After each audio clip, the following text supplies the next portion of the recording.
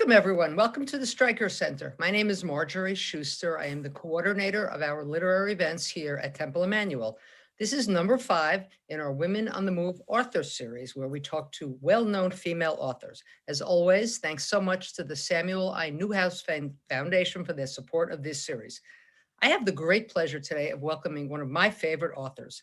Kristin Hannah has written an astonishing 25 novels, and recently her book, Firefly Lane, became a very, very popular Netflix series.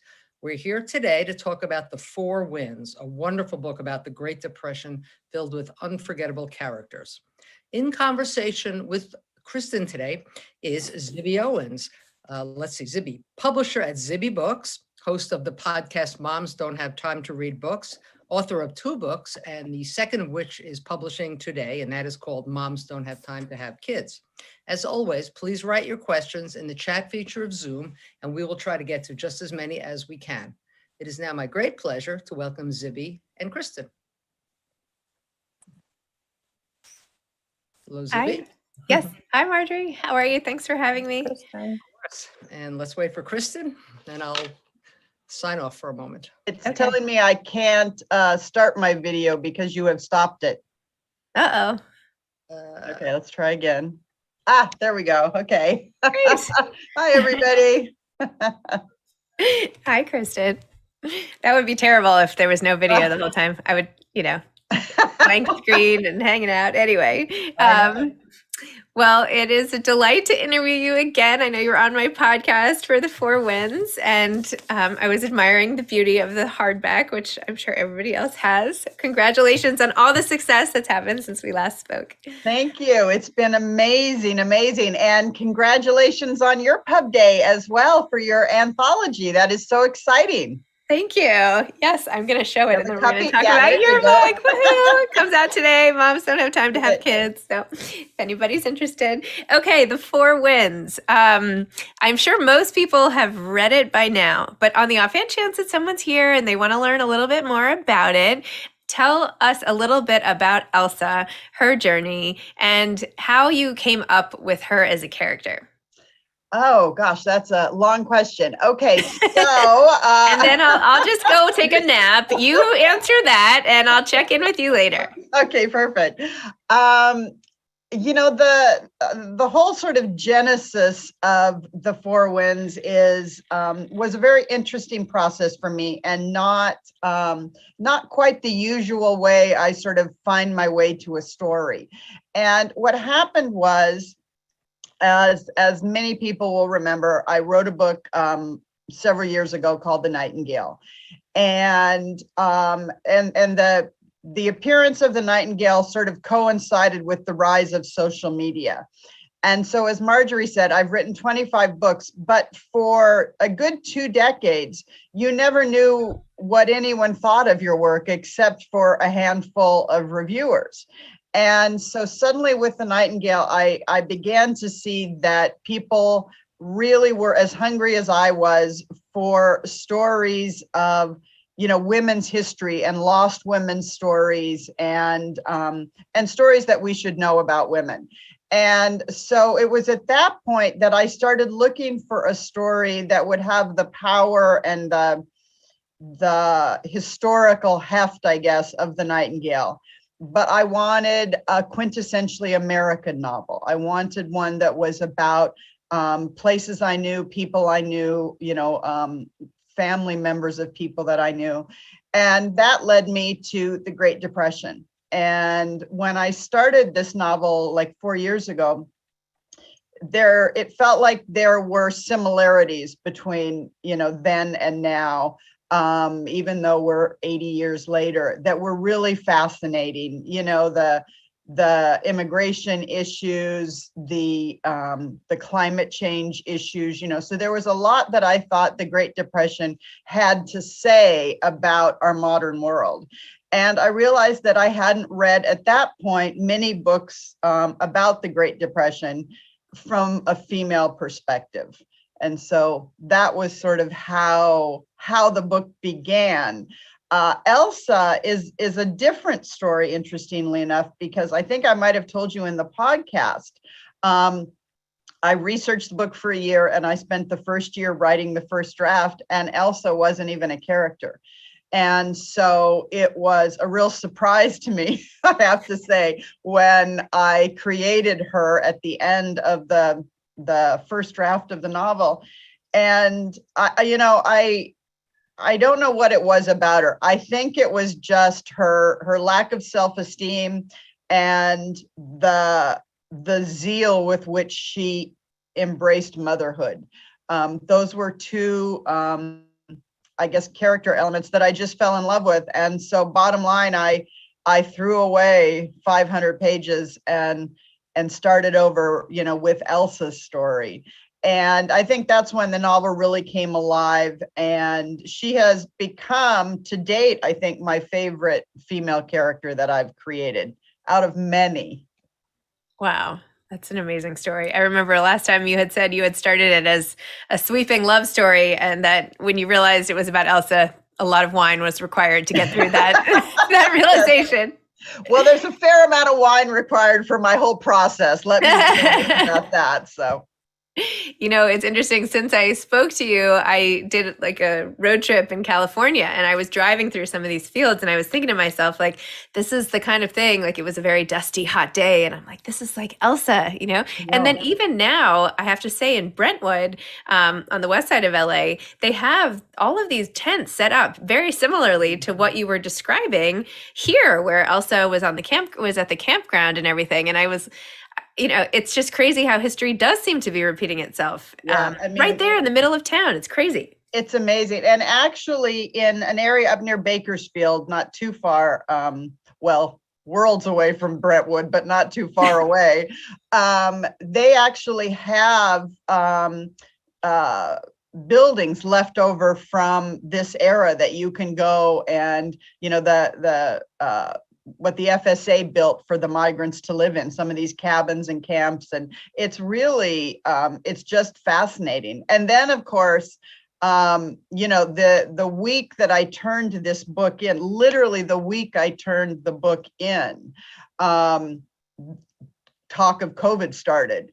And within a month, we in Seattle were locked down, and we were seeing, lines, people looking for food at grocery stores and hoarding toilet paper and all of this sort of stuff. And so it really made me, I guess, understand what I had just studied even more.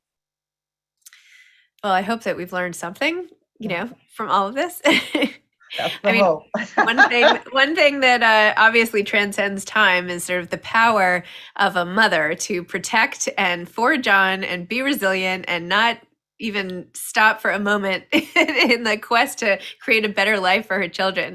Tell me a little bit about creating Elsa as a mother and her relationship and her resilience and grit and where that came from. And, it didn't seem like at the beginning she might turn out that way as she sat around in her nice room reading books and whatever. Next thing you know, she's like slogging it out. So.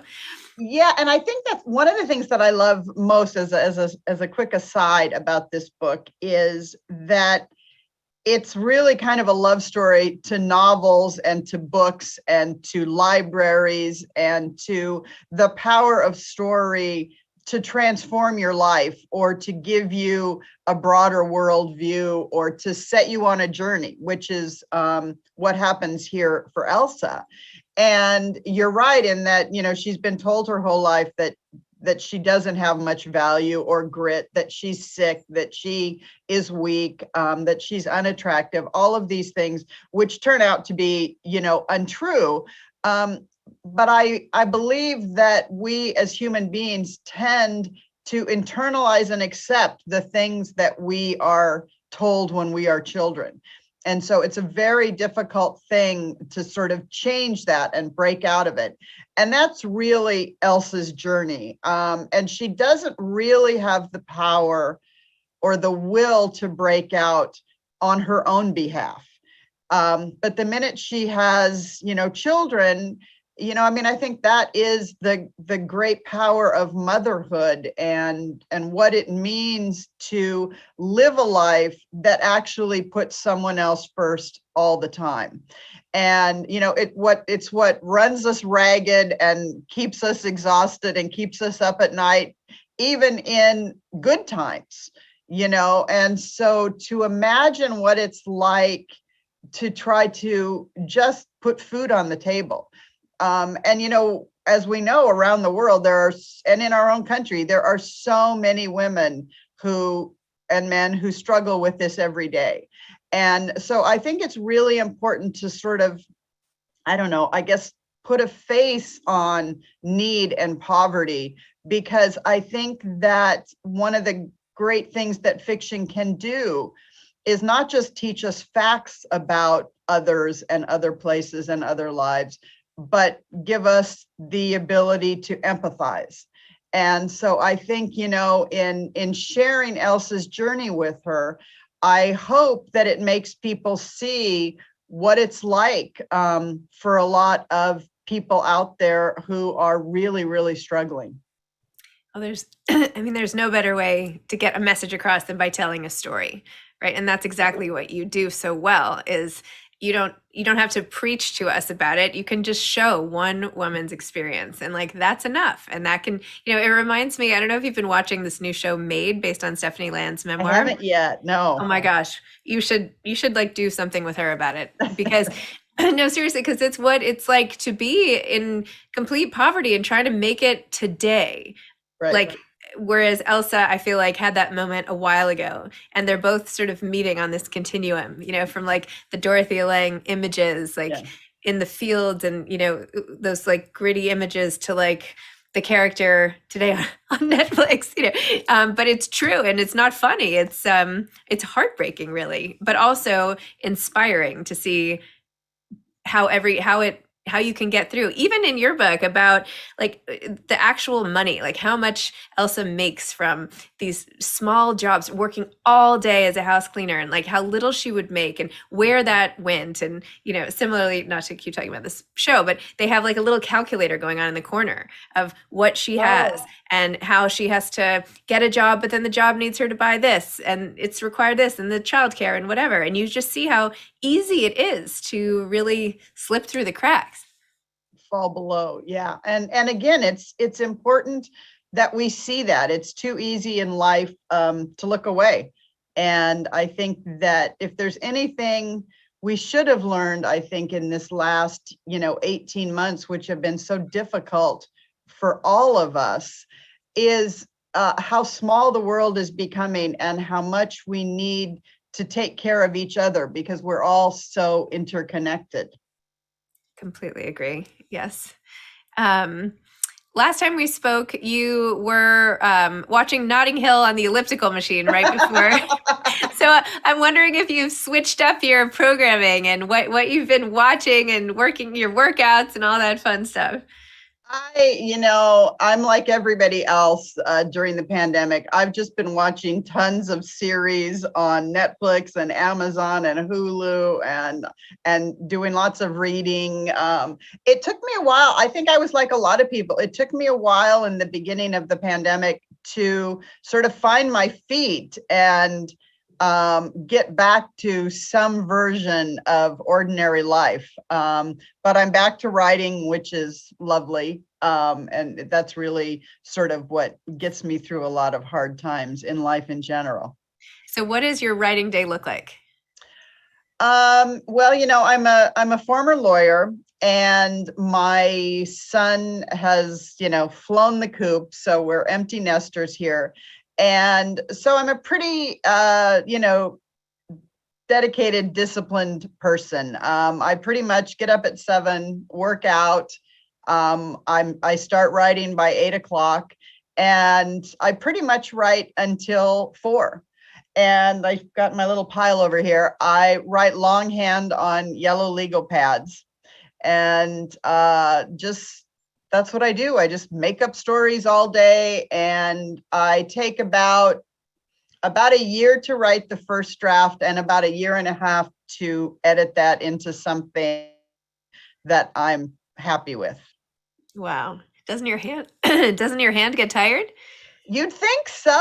It doesn't. Actually, I had more trouble sitting at a computer all day. And so now the reason I like the yellow pad is I can sit by the pool. I can, sit on my deck. I can write on an airplane. I'm very free in that way, and I like that. It's funny when an old technology ends up being the most adaptable to modern times. I know, isn't that funny? It's so great. I can take it on a plane. That's right. This old pen here, the other day, my daughter just discovered what a landline was. She picked it up and couldn't believe it. She's like, I thought this was an intercom. You can call other people? I'm like, that's what it's for. Well, I wrote in the early days, a lot of my books I wrote on my yellow legal pad, on a lounge chair at the community pool, watching my son and his friends, swim. And that was, there were no laptops then. So that was the choice I had. Reading and writing. There you go. I mean, yeah. What else do you need to get through kids' sports? That's right. So this new writing project that you're working on, can you share anything about it, or do you not want to jinx it? It took me so long to find it. And as you heard with what I told you about the Four Winds, and unfortunately the Great Elan has a similar story, I never know what my book is going to end up being. I know what I have to say. And I think this is a little unusual, at least among my peers. Most people they either start with character or story, and they follow those. I am looking for what I have to say. And I think I know what it is. This one, it was really about, the power of women to survive this very difficult time. But obviously within that framework, there's a million stories. And so it's me trying to write my way into finding Elsa or finding the character I need. And I'm kind of in that process right now. All I can say is it's another sort of American novel about a time that doesn't look at women as often as I think it should. Interesting. So. Okay. Maybe people in the chat can start guessing. Yeah. Or different ideas. You never know. Yeah. Name some characters today. Influence Kristin Hannah's next book. Oh my gosh, that's funny.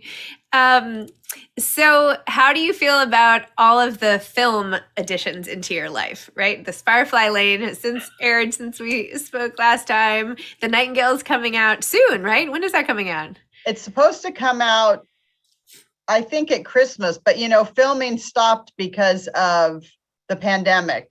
So I'm not exactly sure when that one is going to be back on track. It's an interesting thing. I mean, watching Firefly Lane was surreal. It's a book I wrote 10 years ago or so, maybe longer, 15 years ago, I guess. And so to see their version of it was actually really fun. I had fun with my girlfriends. We were texting back and forth as we were watching it because I hadn't seen it. I was like everybody else. I was just kind of, watching it when it was on television. And so it was fun. And it'll be interesting to see what they do, how closely they follow the book from here on. Wow. And what about the Four Winds?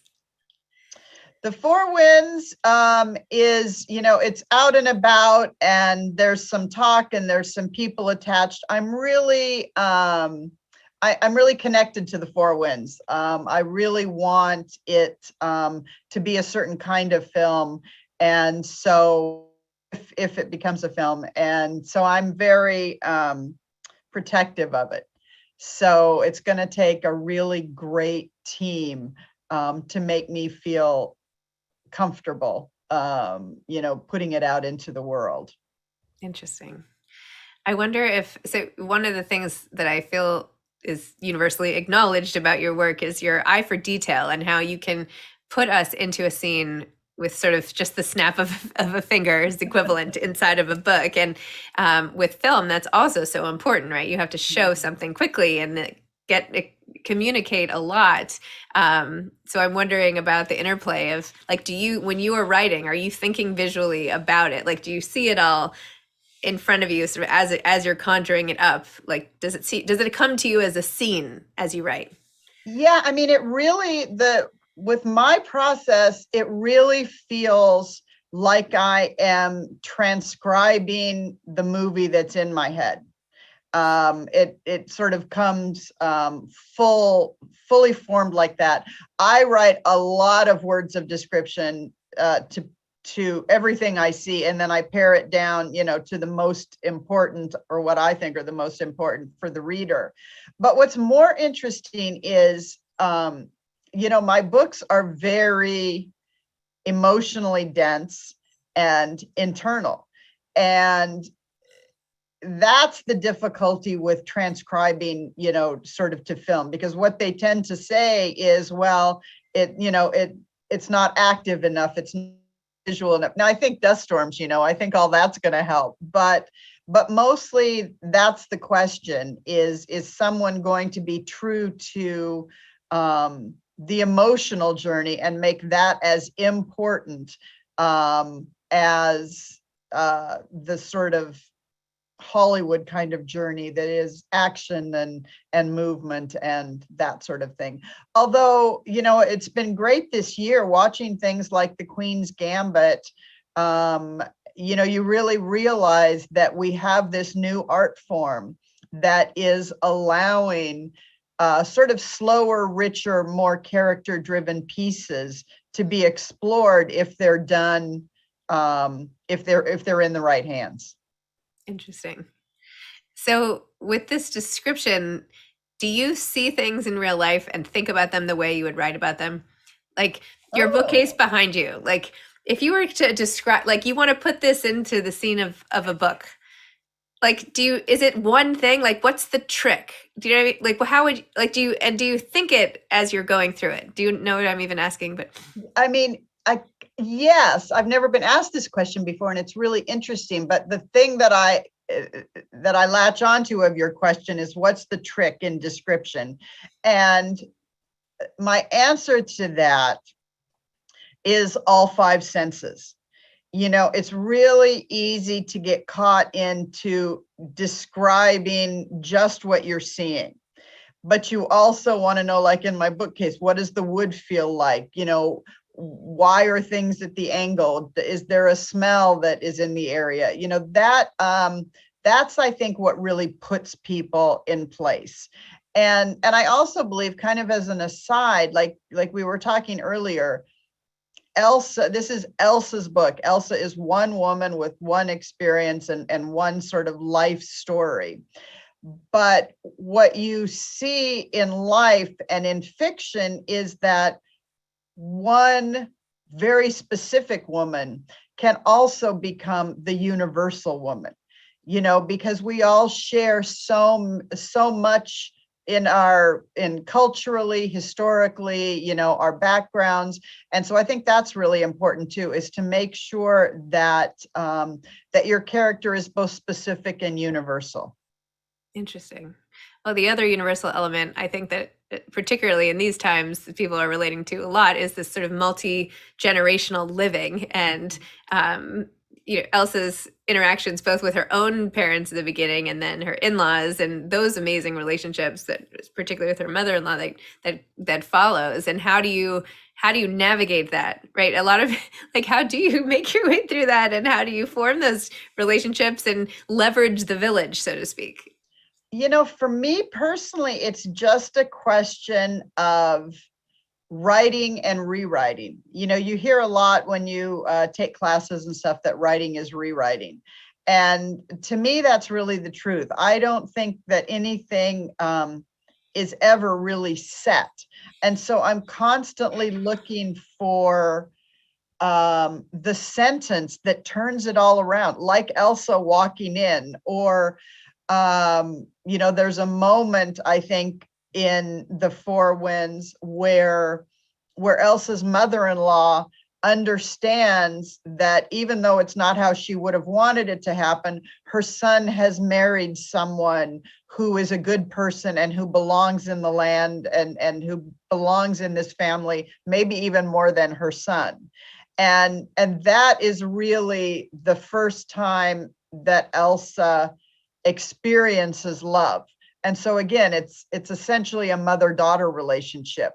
And I also loved the idea, and I wanted to show this idea of immigrants, because, you know, Elsa becomes a migrant and goes west and experiences in many ways the worst of what America has to offer as it relates to the American dream. But her in-laws came from Italy, you know, 30 years earlier, and did buy a farm and were successful for quite some time, and did believe that they had found their piece of the American dream. And so I wanted to sort of show both versions of that, because I do think this book is very much about the idea and the practicality of what the American dream is. And when you're writing, are you always reading other people's books, or do you no? Not so much. I mean, what I tend to do is, like, in the year that I'm researching and in the year that I'm editing, I'm reading, you know, my to be read stack that's up to here. When I'm actually writing, I'm working so many long hours, and I've got so much of my own story in my head that I don't end up doing as much reading as I would like. And do you think, I feel like one of the fastest ways to become an author might be becoming a lawyer, because I think like half the people I interviewed used to be lawyers at some point or another. What do you think? What skills like transfer so well from the law to writing? Well, it's a pretty good pathway in the sense that, first of all, law school, you can't get through law school, I don't think, unless you can read really fast and understand what you're reading and sort of not just comprehend it, but look to its meaning. Because, you know, every day in law school, you were responsible for hundreds of pages of material. And so there's that. You're a good, quick reader. You understand information. You can research, because obviously that's huge, you know, looking back to precedent and other ideas. You must be able to write. So they teach you to write, but not just any writing. What you learn in law school is persuasive writing. So our job is to take this set of facts and convince you that this set of facts means this. And somebody else is trying to convince you that it means something else. And so you learn how to cherry pick information and synthesize it. And so that's what makes, I think, a lawyer naturally transition to writing. Now, the difference is, you know, fiction's a very different animal. Most lawyers tend to write in the thriller or mystery field and sort of stick with what they know. You know, I'm much more interested, I guess, in I guess the human condition in general and the emotional landscape of people. Do you ever wonder, like, now that you've put these characters sort of out into the world, right, which are so vivid, like I can immediately sort of conjure up the characters and the Nightingale and the Great Alone and all these women, right? And now Elsa, and I'm sorry, I'm really bad with names, or I would quote their names directly. This is like my biggest flaw. I'm really sorry. Anyway, but like, to me, they become real people that have recognizable traits and who I think about from time to time and who kind of float back to me when I pass the books on the shelves. Do you feel like there's ever this extra life you can give to characters? Like, would your characters, I know they're from different time zones, different places and whatever, but is there any way to extend? Could they ever meet? Would you ever want to have them like sit down and have coffee together? You know, like, I just feel like there should be these extensions of these characters who become sort of souls in the world by being created by authors.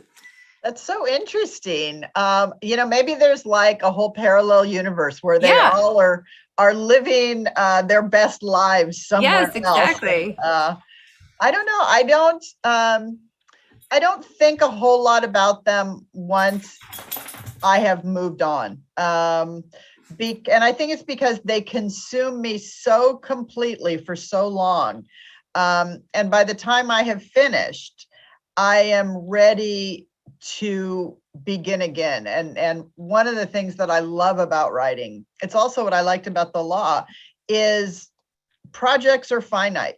And then you go on to something else. And people who like change, I'm one of those people who like change and who like new projects and who like the frightening beginning. That's what it allows me. And so I'm very able to go, oh, Elsa, I loved you, it was wonderful meeting you, I'm going to move on now. I do think that Loretta has a story to tell. And I considered telling it immediately after the Four Winds, but I chose not to. I chose to get a little bit of distance because I think it needs to be a really special story, and I haven't stumbled across it yet. Is this sort of how you treated your romantic relationships over time? Like done? Like no going back? Well, I've been married a really long time, so. Yeah, the sense of finality. Goodbye, never open, Well, never cracking. Do you have any advice for people who are trying to write a novel? I mean, this is a big undertaking, or people who are trying to get better at writing novels. Like you said, fiction comes from a totally different domain in the brain. How to even get into it or know you're any good at it?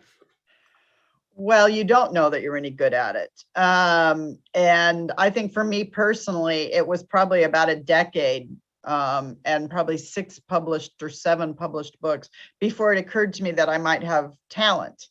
I really looked at it as like anything else in life. How do you want to be a good lawyer, a good publisher, a good mother, a good anything? It's you put the time in and you don't give up and you understand that it's important to improve.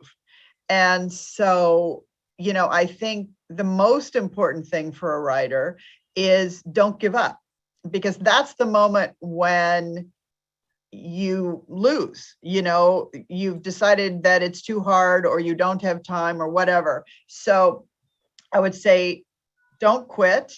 Don't think you're gifted from the outset, and be willing to, take criticism, because part of this job is people will tell you whether you're good at it or not on a daily basis. And so you have to learn about, accept who is giving you information that you can use and who isn't, and sort of build a set of relationships around you that can support you emotionally, but also be honest. I mean, I think it's really important if you want to get better to understand that that's a journey that you need to go on.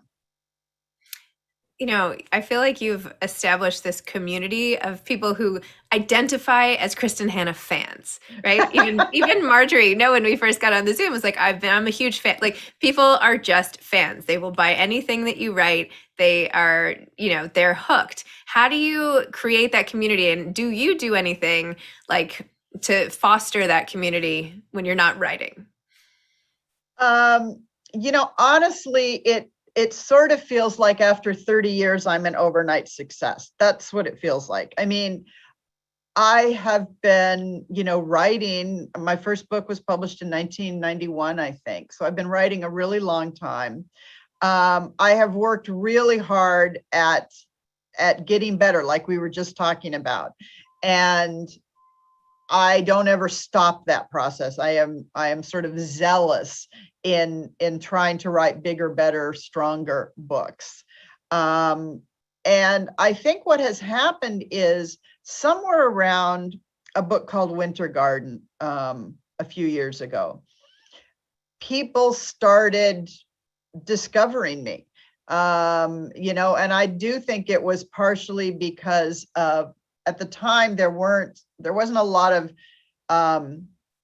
historical fiction that was centered on women that sort of dared to be emotional.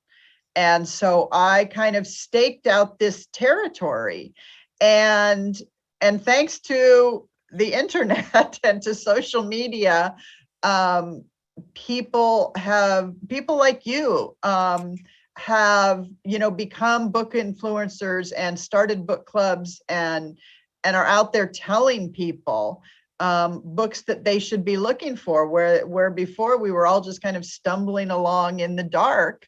And so I think that's it. And of course, some of it just has to be luck. It just has to be. I will say my publisher, and now that you're a publisher, these covers are astounding. And so I think that's really important in publishing, not just to write a good book, but to publish it well is, kind of a difficult thing. And it's very difficult for debut authors to get that kind of, support, unfortunately. So I try to endorse and, quote as many new authors as I can, just to sort of help them in the marketplace. Well, you're welcome to help me for my next book. I'm coming back at you for my memoir coming out next summer. We heard it here first. Excellent. No, I'm not really kidding, but sort of. But for my cover for this book, like my husband took this picture. Like I had to do it. I did it all myself. I was like, this is what I want. This is, I think that sometimes people don't know you have to you can have a vision as the author too, even if you're just starting out. And that sometimes, certainly in our company, we're really welcoming that. So, well, and this goes back to what we were just talking about a minute ago, right? So you have a dream and you sort of advance confidently in that direction, and you do what you need to do to make these things happen. I mean, you just recently were called what? New York's top book influencer. I mean, and you're now a publisher. And so I think that's what's really important for people. And I think for stay-at-home moms, which is what I was, to also understand that there are ways to sort of forge a future for yourself. But it takes a lot of work. Well, it all takes a lot of work. Being a stay-at-home, I think this is easier for me. I mean, I'm so grateful my kids are a little bit older now, 6 and 8 and 14, because at least I'm not on the floor. It all takes work, right? It all. But yes, I agree. There are lots of ways for women today, unlike Elsa, to make a living and to help their families in ways that aren't as dramatic and that command a lot more respect than she got in her workplace. So that's the good news. That's the importance, I think, of books like The Four Winds. And I mean, I could name other books, other people's books, but it's so important, I think, to remind our daughters, our granddaughters, and other women of our own sort of shared story and how far we've come and how far we have to go. Yes, very true. Well, I know the chat is going crazy, so I feel like I should not monopolize your time anymore. Okay. All right, let me get back on here. Hi. Yes, we have about 30 chat questions. So okay, I'll start a little bit with some of the ones that have come in on the Four Winds. Let's start with that. So Marcy said, I'm hosting Kristin's book at my 4 book clubs in Montreal starting next week. As the author, is there something that I can pass on from you to my book club members that you'd like them to be especially aware of in the story or especially sensitive to? And did you consider other endings? Oh, that's interesting. I mean, I don't want to do any spoilers on the ending, but I can tell you that I considered every other ending that I could conceivably think of. And I wrote a lot of them. And, if someday I'll talk about why I chose what I did, but mostly I chose the ending that I felt matched the power and the importance of the story. And is there anything that I think, I think that the thing that interested me the most about The Four Winds, writing it as both a woman and a mother, was this idea of, when do you decide to pick up stakes and leave? When do you've got a limited amount of food on the table, you have, shelter, you have family, and you have a son who is being made sick by the environment where you are. And I think it sort of is the classic immigrant story, throughout time. When are things bad enough, or when is the dream somewhere else big enough that you actually put your children in a car when you don't know if you have enough money for gas, and look for something better? And so I think that's always an interesting conversation for book clubs. And in fact, factually, what I discovered was that the vast majority of the Dust Bowl farmers stayed. They stuck it out. And they waited, I think, 2 more years after the end of The Four Winds for the rains to come back again.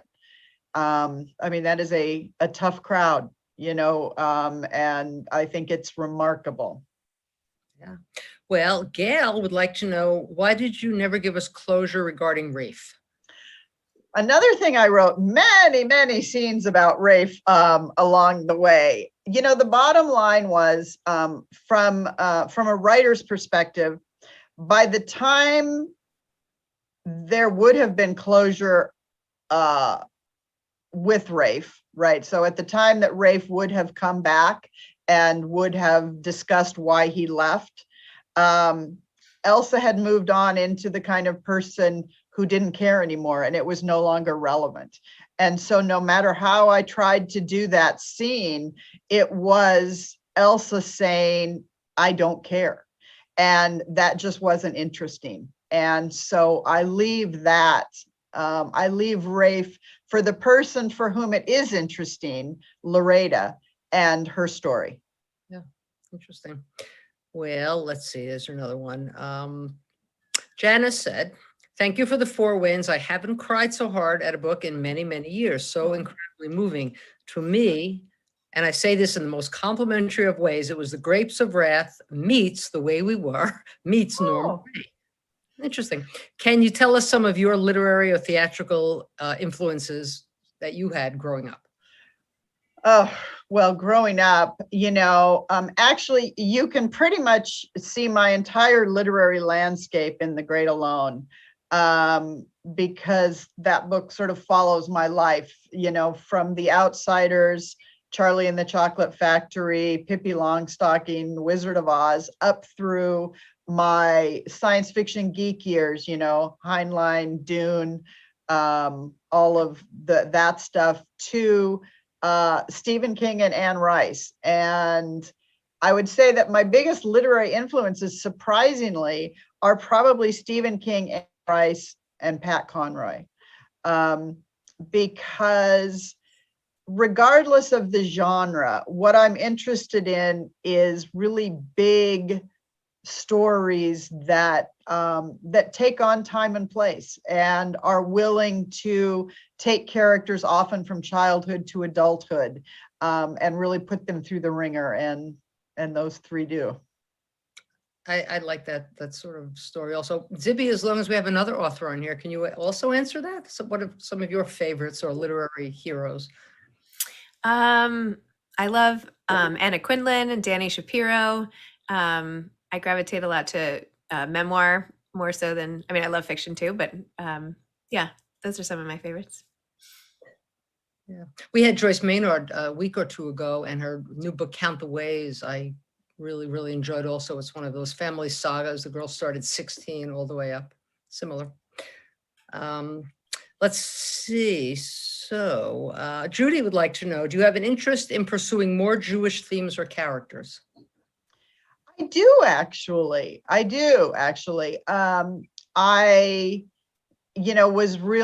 I've been so embraced by the Jewish community with the Nightingale. And so, yeah, I'm really, I'm looking forward to it. I'm trying to find the right story. So I guess we'll see.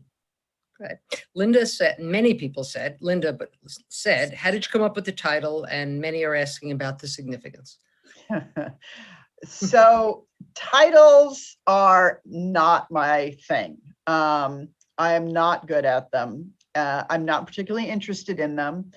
And so this book went through a lot of titles, and I ultimately turned it in untitled because I could not come up with anything. And in about, I'm trying to think when, I don't know, 6 months or something before I actually turned in the final draft, and they were coming up with a cover. So I needed a title. And my agent and my editor and I really worked together on this, and sort of, what we were trying to find, Libby, I'm sure you can understand this, you want a title that conveys the scope and the feel and the theme of the story. And I just couldn't come up with one. And so I was taking my granddaughter to see Frozen at the Pantages Theater in Hollywood. And we were stopped in traffic, as you often are in LA. And no kidding, a school bus pulled up next to me and it said Four Winds across it.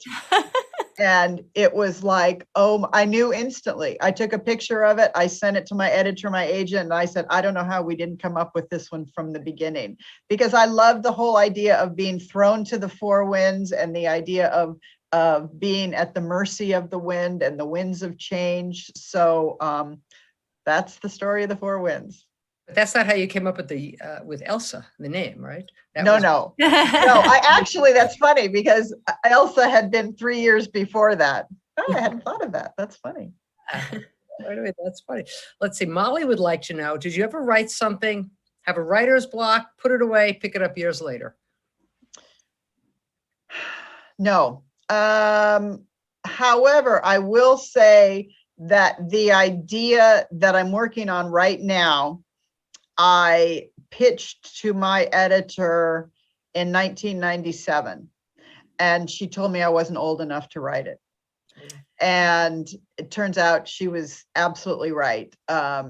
Because, and this is an interesting thing too for people who are out there wanting to be writers. You hear a lot about a writer's voice and how it's our job to find our voice. And what it takes a while, or what it took me a while to understand, that it's not just about the sentences and how you put them together. A writer's voice is how we see the world. It's what we have to say. It's what we think is important. And obviously, if you read my books, you know what I think is important. And what my editor was saying to me was, you haven't lived enough to understand the kind of woman that you want to write about. And so that's as close as I've ever come. Usually when I put something aside, I put it aside because it didn't work.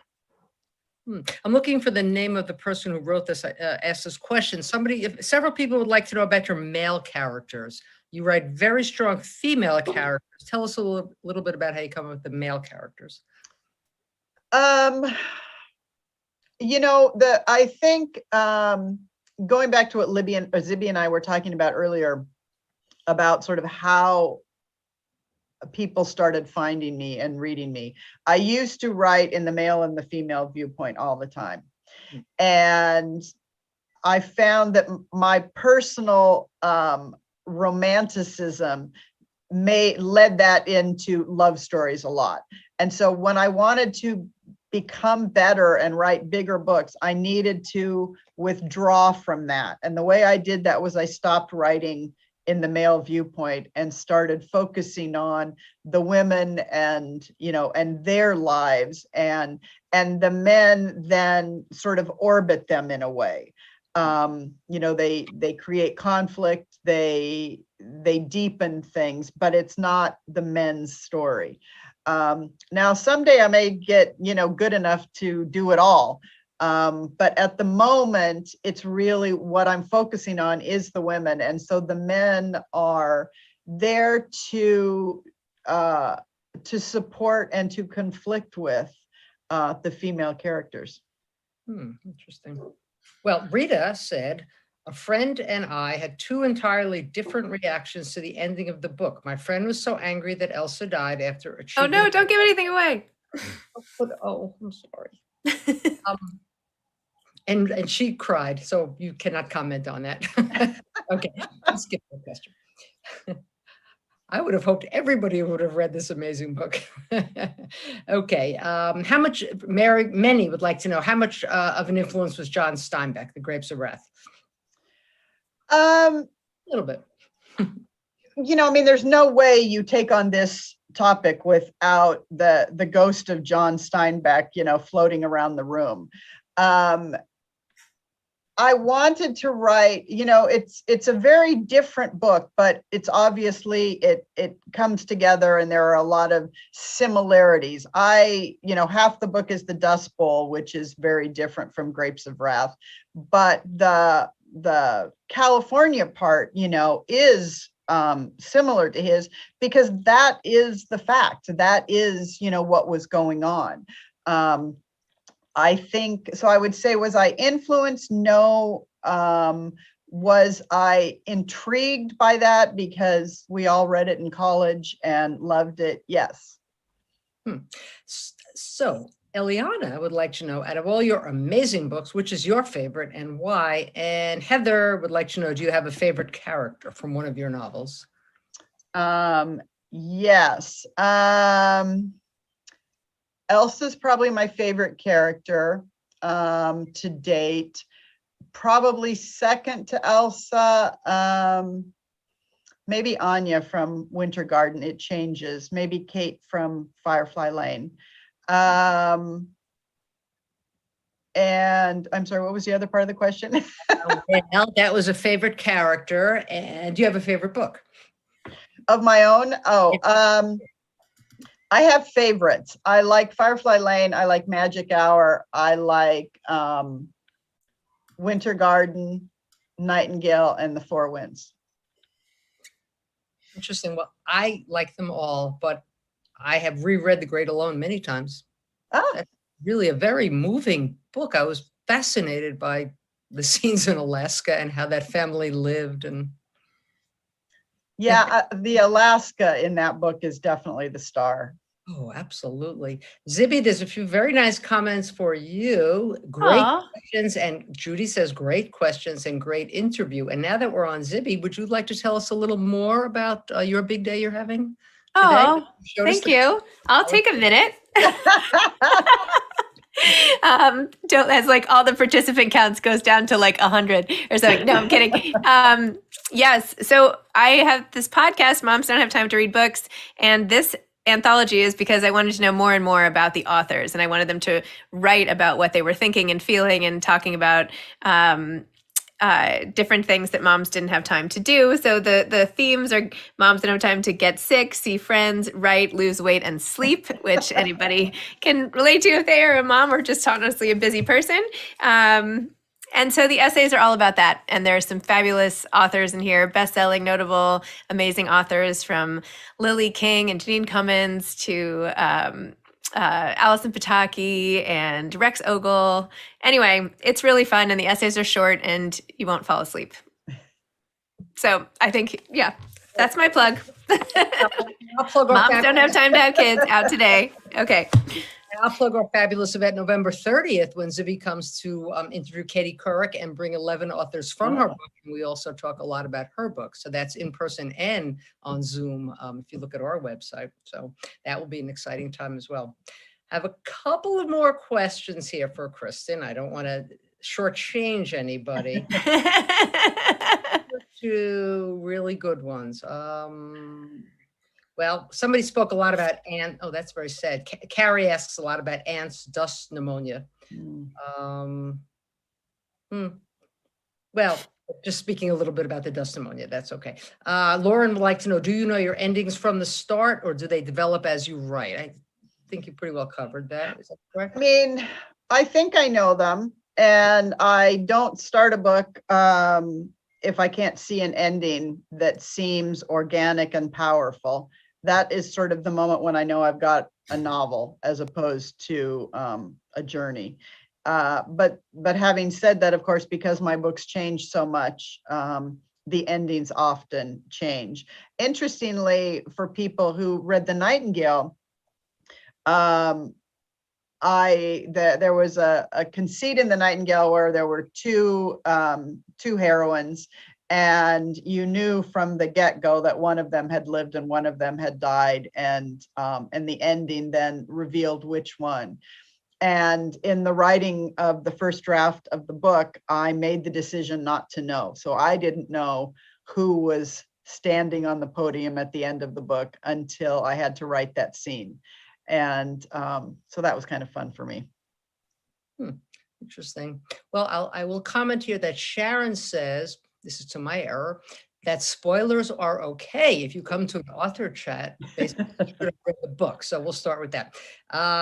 And Jeanette comments, you are an amazing author and historian. I think I have read and enjoyed and learned from all of your books. Thank you for participating in this program. I felt like I was sitting in the same room visiting with you, and keep up the great work. And that's a very, very nice comment. And we'll end in a moment, but I do have another question for Zibby. Somebody would like to know, is there anything dads don't have time for? Dads probably don't have time to listen to the moms complain so much. Well, anyway, I really need to thank you both. Zibby, you're a wonderful, wonderful moderator. Kristin, it's an honor and a thrill to meet you. I told you this at the beginning that I think I've read all 25. I've always read your books. And that's amazing. Thank you so much. You're welcome. And it's always a thrill for me to meet all of you unbelievable authors, because you're the rock stars for me, and it's a real thrill.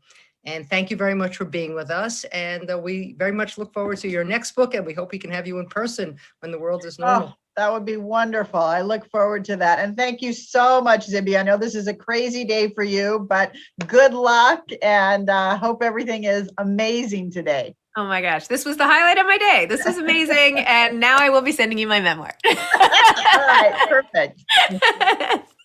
Thank you, Marjorie. Thank you to the Streicker Center. Guys. Thank you.